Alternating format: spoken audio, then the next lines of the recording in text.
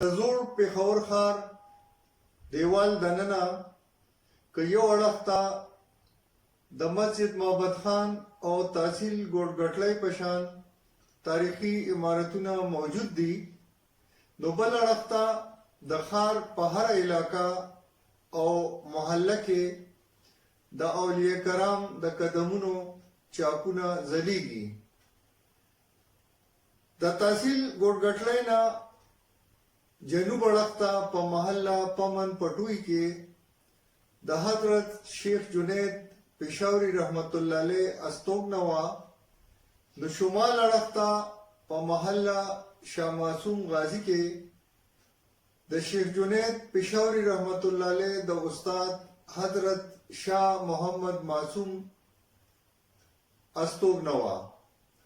د دوی ذکر موږ نه د شیخ جنید پېښوري رحمت الله علیه په ویډیو کې پاتې شوی و.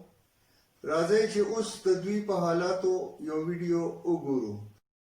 د پېښور تاریخي عمارت تحصیل ګوډګټي شمال اړخ ته یو محله د محله شاه معصوم غازي په نامه مشهوره ده. دلته حضرت سید حافظ شاه محمد معصوم رحمت الله علیه مزار د خلکو د پاره د هدایت مناره ده. د حضرت شاه معصوم صاحب والد حضرت شیخ حاجی سید رحمت الله علیه هم د لوی پای پیشوا او عالم دین وو. شاه معصوم صاحب دینی تعلیم د خپل پلار نه حاصل کړو او د طریقت او سلوک مراحل یې هم د هغوی په نگرانی کې پوره کړل. د خپل پلار خلیفہ او جانشین وو. په فارسی نحو، صرف، اصول فقه، حدیث او تفسیر کې د کمال درجه ته رسیدلی وو. د خوشا علاقو علما په خدمت کې به د علم په تکل حاضر وو.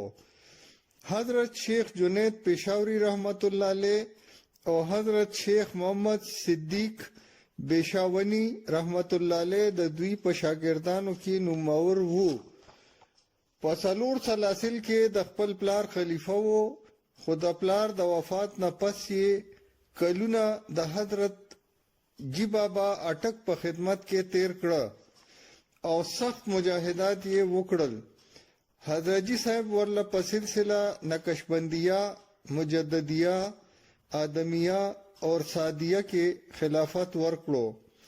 دینه پس مدیلا شاه جهان آباد هندوستان ته لاړو او چې واپس پېښور ته راغلو نو ګوډګټلۍ تحصیل سره نږدې میدان کې یې ډیره واچوله او تر اخره پورې دلته ډیره وو او هم دلته دفن شو.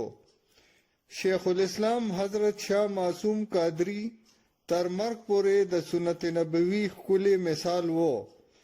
د درس په ذریعه د علاقې خلک د تصوف د لارې نه خبر کړل او اسلامی علوم یې خواره کړل.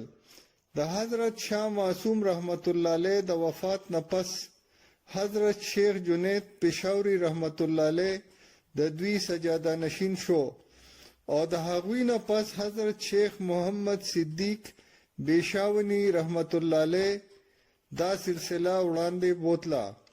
د حضرت شاه معصوم د مزار سره لګېدلي جومات کې اوس هم باقاعده د تجوید القرآن او ناظرې درس جاری دی. د دوی د مزار موجوده متولی واقف شاه صاحب